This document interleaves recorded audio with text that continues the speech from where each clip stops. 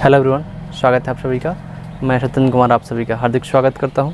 आज हम लोग पढ़ने वाले हैं कि कृषि की राष्ट्रीय अर्थव्यवस्था, रोजगार और उत्पादन में क्या योगदान है। यानी कृषि किस प्रकार भारत के जो अर्थव्यवस्था है उसमें रोजगार में और प्रोडक्शन यानी उत्पाद में क्या योगदान करती है, इसके बारे में अध्ययन करने वाले हैं।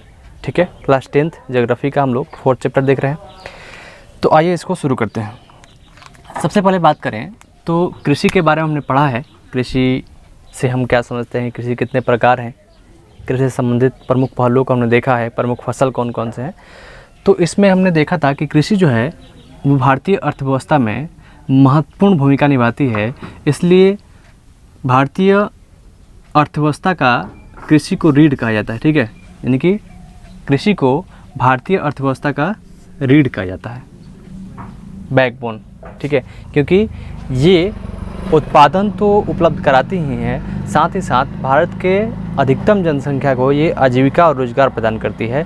इसलिए इसे भारत का, ठीक है, भारतीय अर्थव्यवस्था का रीढ़ कहा जाता है, बैकबोन कहा जाता है।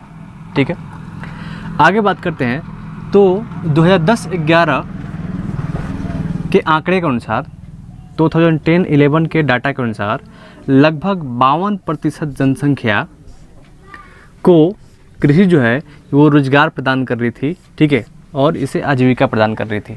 कह सकते हैं हम कि 2010-11 के अनुसार भारत की कुल आबादी का लगभग 52% से अधिक जनसंख्या रोजगार के लिए कृषि पर डिपेंड है। ठीक है, रोजगार और आजीविका के लिए।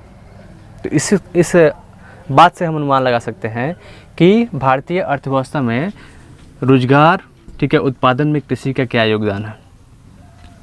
एक आगे बात करें तो जीडीपी में, ठीक है, जो ग्रॉस डोमेस्टिक प्रोडक्ट है, सकल घरेलू उत्पाद, इसमें कृषि का जो अंश है वो घट रहा है, यानी कम हो रहा है। जीडीपी में कृषि का जो योगदान है वो लगातार घट रहा है, जो एक चिंता का विषय है। ठीक है, ये सोचनीय विषय है। कैसे? अभी हमने देखा कि भारतीय कृषि जो है ये लगभग 52% से अधिक जनसंख्या को रोजगार और आजीविका प्रदान करती है। साथ ही साथ इसका लगभग 14% से अधिक जीडीपी में योगदान भी है, लेकिन इसका जो अंश है वो घट रहा है। यानी कृषि का जो जीडीपी में योगदान है वो घट रहा है। ये एक चिंता का विषय है। ठीक है, क्योंकि कृषि पर जो निर्भरता है भारत की जनसंख्या का वो काफ़ी अधिक है। इसलिए कृषि में काफ़ी निवेश करने की आवश्यकता है, कृषि के उत्पादन को बढ़ाने की आवश्यकता है। कृषि के अंतर्गत जो भी सुधार हैं, जो रिफॉर्म है, उससे बेहतर तरीके से अप्लाई किया जाए, जिससे कृषि में सुधार किया जा सके। ये सारी चीज़ें करने की आवश्यकता है। साथ ही साथ किसान की जो स्थिति है, लगातार किसान आत्महत्या कर रहे हैं, सुसाइड कर रहे हैं, तो उनकी भी चिंता को दूर करने की आवश्यकता है। सोशल रिफॉर्म के साथ साथ जो कृषि के अंतर्गत क्षेत्र हैं उसमें सहायक की व्यवस्था बेहतर की जाए, जो सब्सिडी व्यवस्था है उसको बेहतर किया जाए, किसानों की स्थिति कैसे सुधारा जाए, ये एक सोचने की विषय बना हुआ है। ठीक है, तो ये चिंता का विषय है, क्योंकि जीडीपी में कृषि का अंश जो है वो लगातार कम हो रहा है, घट रहा है, डिक्रीज हो रहा है। ठीक है, अब इस चिंता को लेकर सरकार ने अनेक प्रयास किए हैं। ठीक है, जिससे आधुनिकीकरण करने का सरकार ने प्रयास किया है, जिससे कृषि के जो पैदावार हैं, कृषि के जो प्रोडक्शन है उसको बढ़ाया जा सके, कृषि में जो प्रमुख बदलाव है उसको किया जा सके। ठीक है, जिससे जीडीपी का जो अंश है उसमें वृद्धि हो सके। ठीक है, अब क्या क्या सुधार सरकार ने किया है यहाँ पर देखेंगे हम लोग। जैसे कृषि में सुधार के लिए सरकार ने भारतीय कृषि अनुसंधान परिषद की स्थापना की है, जो कृषि से संबंधित प्रमुख अनुसंधान रिसर्च करे और कृषि के प्रमुख पहलुओं को किसानों को अवगत कराए और उनको प्रमुख योगदान दे सके। इसके लिए भारतीय कृषि अनुसंधान परिषद की स्थापना की गई है। कृषि विश्वविद्यालय की स्थापना की गई है, जिससे कृषि में जो नए परिवर्तन है उसको क्या क्या किया जा सकता है, परिवर्तन के क्षेत्र में नए क्या रिफॉर्म लाया जा सकते हैं, इसके लिए अनुसंधान हो। ठीक है, किसानों की स्थिति बेहतर कैसे हो, नए छात्र इसे पढ़ें और कृषि के नए तरीके को अपनाएं, इसके लिए कृषि विश्वविद्यालय की स्थापना की गई है। पशु चिकित्सा सेवाएं प्रदान की जा रही है, जिससे पशु का जो कह सकते हैं कि अभी भी हमारे यहाँ देखेंगे कि भारत में अभी भी बहुत क्षेत्रों में जो कृषि की जो करने के तरीके हैं, पैटर्न हैं, वो काफ़ी ओल्ड हैं, काफ़ी पुराने हैं, जिससे लोग हर बैल पुराने जो ट्रेडिशनल तरीके होते हैं उसके माध्यम से लोग करते हैं। तो इसमें पशु के चिकित्सा सेवाएं उपलब्ध कराया जाए, जिससे पशु की जो संख्या है वो बनी रहे और कृषि को इससे फ़ायदा मिल सके। पशु प्रजनन केंद्र, पशुओं का जो प्रजनन केंद्र, जिससे इनकी संख्या लगातार बढ़े। बहुत सारे पशु आप देखेंगे, भारत विश्व में सबसे अधिक पशु वाला देश है, यहाँ पे सबसे अधिक मवेशी हैं। तो इनकी संख्या को कैसे बढ़ाया जाए, ठीक है, इसके लिए सरकार ने प्रजनन केंद्र की स्थापना की है, जिससे उनके संख्या में लगातार वृद्धि हो सके। बागबानी विकास किया है सरकार ने, ठीक है, प्लांटेशन जो डेवलपमेंट है इसका किया है सरकार ने, क्योंकि बागबानी विकास से कृषि को, ठीक है, पावर बूस्ट मिल सकता है। आगे बात करें तो मौसम विज्ञान, ठीक है, और मौसम पूर्वानुमान अनुसंधान संस्थान की सरकार ने स्थापना की है कि मौसम से संबंधित जो पूर्व ज्ञान है, ठीक है, फोरकास्ट वेदर जो होता है, आप सुने होंगे कि अगले 2 से 3 दिन का मौसम जो होता है वो रिले होता है हमारे दूरदर्शन पर, अनेक चैनलों पर। तो उसका सरकार ने व्यवस्था की है, जिससे किसानों को आने वाले मौसम में क्या परिवर्तन होने वाले हैं उसके हिसाब से किसान अपनी तैयारी कर ले, ठीक है, अपने किसान तैयारी कर ले और उसमें इम्प्रूव करे। तो इसके लिए सरकार ने मौसम विज्ञान संस्थान की स्थापना की है, जिससे किसानों को पूर्व मौसम का ज्ञान हो सके।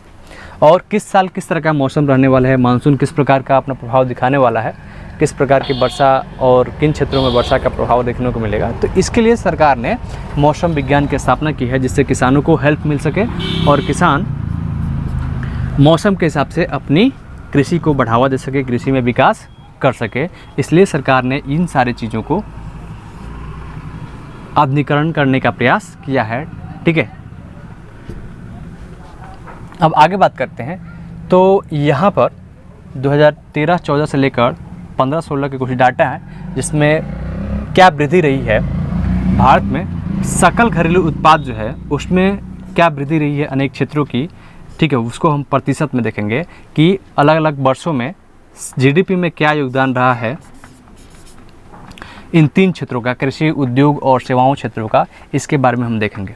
जैसे हम कृषि की बात करते हैं, जैसे अभी कृषि बात कर रहे हैं हम लोग, तो एग्रीकल्चर का जो योगदान था 2013-14 में वो 4.2% वृद्धि हुआ था, ठीक है। कितना, ये वृद्धि हम लोग देख रहे हैं, योगदान नहीं देख रहे हैं। योगदान हम बात करेंगे तो कृषि का योगदान जीडीपी में 14% से अधिक है, ठीक है, लेकिन यहाँ पर हम देख रहे हैं इसका वृद्धि कितना, यानी 2013-14 में कृषि में वृद्धि जो था वो 4.2% था, -0.2 हो गया। यहाँ पर 2013-14 में वृद्धि देखा गया था 4.25 के आसपास, यहाँ पर 0.2% यहाँ कमी देखी गई। उसके 2015-16 में देखा हमने 1.1 की वृद्धि हुई। तो ये कृषि का जो अंश है 13 से लेकर देख रहे हैं आप लगातार कमी हो रही है, ठीक है। जीडीपी में जो कृषि का योगदान है ये लगातार घटता जा रहा है। हम देख रहे हैं 2013-14 में 4.2, 14-15 में -0.2, 15-16 में 1.1, तो ये अंश घट रहा है। तो ये चिंता का विषय है, जिसके लिए सरकार ने लगातार कृषि में बदलाव के लिए रिफॉर्म कर रही है, सुधार कर रही है, जिससे कृषि को इम्प्रूव किया जा सके, बेहतर किया जा सके। उद्योग का देखें तो उद्योग का जो जीडीपी में योगदान में वृद्धि था वो वृद्धि था 13-14 में 5.0%, 14-15 में 5.9% था और 16-17 में 7.3%, यानी कि उद्योग में तो वृद्धि हो रही है, लेकिन कृषि में यहाँ पर अंश जो है वृद्धि का वो लगातार घट रहा है, ठीक है। सेवा जो क्षेत्र है हमारे यहाँ जो सर्विस सेक्टर है, इसमें 7.8% था 13-14 में, 14-15 में 10.3% यानी 10.3% था और 2015-16 में 9.2% सेवा क्षेत्र का वृद्धि देखा गया था। हम यहाँ पर देख रहे हैं 15-16 में, तो ये प्रमुख वृद्धि है। ओवरऑल जीडीपी का देखें योगदान हम जो 13-14 में वृद्धि जो है वो तीनों क्षेत्र का इंक्लूड करके 6.6%, 14-15 में 7.2% और 15-16 में 7.6% यहाँ पर वृद्धि देखने को मिल रहा है। लेकिन सबसे बड़ी चिंता का विषय यहाँ पर कृषि का जो वृद्धि है वो देख रहे हैं कि लगातार इसका अंश कम हो रहा है, लगातार इसका अंश घट रहा है। तो ये चिंता का विषय बना हुआ है। अब देखिए इस घटते अंश का प्रमुख कारण क्या है, इस पे हम लोग बात करेंगे आगे, लेकिन यहाँ पर देख लें कुछ चीज़ें हैं। जैसे कृषि सेक्टर जो है इसमें निवेश को कम किया जा रहा है। ठीक है, जो इन्वेस्टमेंट है कृषि सेक्टर में, इसको लगातार कम किया जा रहा है, जिससे कृषि का जो अंश है जीडीपी में वो कम हो रहा है, यहाँ पर देख रहे हैं। ठीक है, अब निवेश कम हो रहा है। निवेश के कारण क्या है, किसान को लगातार आर्थिक क्षति उठानी पड़ रही है, उनकी जो फसल बर्बाद हो जाती है अनेक तरह के समस्याओं से, चाहे मौसम हो, चाहे अनेक तरह की रिफॉर्म हो, उससे कारण कृषि में जो लगातार कमी हो रही है। इससे क्या हो रहा है कि लगातार किसान निवेश में कमी ला रहे हैं, क्योंकि अधिक पैसा खर्च करते हैं लेकिन उतना उनको रिकवरी नहीं हो पाता है, उतना वो पैसा कमा नहीं पाते हैं, जिससे निवेश में कमी हो रही है। किसान कृषि में पूंजीगत निवेश को कम कर रहे हैं। अभी हमने बताया कि निवेश जो कृषि सेक्टर है, सरकार की तरफ से भी उसमें कम निवेश किया जा रहा है। अगर निवेश हो भी रहा है तो किसानों तक नहीं पहुंच रहा है। ठीक है, उसका जो ज़मीनी स्तर पर सुधार होना चाहिए, जो विकास होना चाहिए, वो नहीं देखने को मिल रहा है, जिससे किसान भी अपने कृषि में पूंजीगत निवेश को कम कर रहे हैं, क्योंकि लगातार उनको हानि हो रही है, क्षति हो रही है। इसलिए किसान भी अपना कृषि में जो निवेश है, इन्वेस्टमेंट है, उसको कम कर रहे हैं। तो इस आधार पर हम तय कर सकते हैं, देख सकते हैं कि कृषि के क्षेत्र में निवेश घट रहा है, किसानों का जो पूंजी निवेश है ये भी कम हो रहा है, जिससे कृषि के उत्पादन में लगातार कमी देखी जा रही है। यह एक चिंता का विषय है, क्योंकि कृषि का जो योगदान है जीडीपी में, इसका अंश कम हो रहा है। इसको रिमूव करने की आवश्यकता है, इसको हटाने की आवश्यकता है, जिससे पावर बैक मिल सके। इसको इम्प्रूव कैसे किया जाए, कृषि को कैसे इम्प्रूव किया जाए, ये सोचने की विषय है। ठीक है, तो इस प्रकार हमने देखा कि कृषि की राष्ट्रीय अर्थव्यवस्था, रोजगार और उत्पाद में क्या योगदान है, इसको हमने देखा। ठीक है, यहाँ प्रमुख वर्षों के माध्यम से देखने का प्रयास किया कि किन वर्षों में कृषि का क्या योगदान रहा है, क्या वृद्धि रही है और वृद्धि यहाँ पर घट रही है, इसको हमने देखा। अनेक क्षेत्रों को भी देखा कि किस क्षेत्र का क्या अंश में क्या वृद्धि हो रही है, इसको हमने देखा। ठीक है, तो इसको याद रखेंगे, ये वृद्धि है, किस वर्ष में कितना वृद्धि हुई है इसको हमने देखा, न कि कितना अंश है ये हमने नहीं देखा। यहाँ पर हमने वृद्धि देखा कि किस साल कितना कृषि में वृद्धि हुई है, सेवा क्षेत्र में कितना हुई है, उद्योग क्षेत्र में वृद्धि कितना हुई है, और ओवरऑल जीडीपी में क्या इनका वृद्धि देखने को मिलता है, इसको हमने देखा। ठीक है, तो मैं समझता हूँ कि इस वीडियो के माध्यम से आपको काफ़ी कुछ सीखने को मिला होगा। आज की वीडियो में इतना ही, मिलते हैं नेक्स्ट टॉपिक में, जिसको हम पढ़ेंगे भारतीय कृषि पर वैश्वीकरण का क्या प्रभाव है, इसके बारे में समझेंगे। इसके पहले एक जो पुराने वाले बुक में एक और टॉपिक है खाद्य सुरक्षा, लेकिन नए वाले बुक में इसको रिमूव कर दिया गया है, इसलिए इसको हम नहीं पढ़ेंगे। अगर आप कहेंगे तो खाद्य सुरक्षा को भी हम लोग एक वीडियो के माध्यम से देख लेंगे, लेकिन उसको इस सिलेबस में पढ़ना नहीं है। ठीक है, नए बुक में उसको रिमूव कर दिया गया है। ठीक है, इसके बाद नेक्स्ट टॉपिक जो हमारा होगा वो होगा भारतीय कृषि पर वैश्वीकरण का प्रभाव। ठीक है, और वो लास्ट टॉपिक होगा। ठीक है, तो मिलते हैं नेक्स्ट वीडियो में नेक्स्ट टॉपिक के साथ।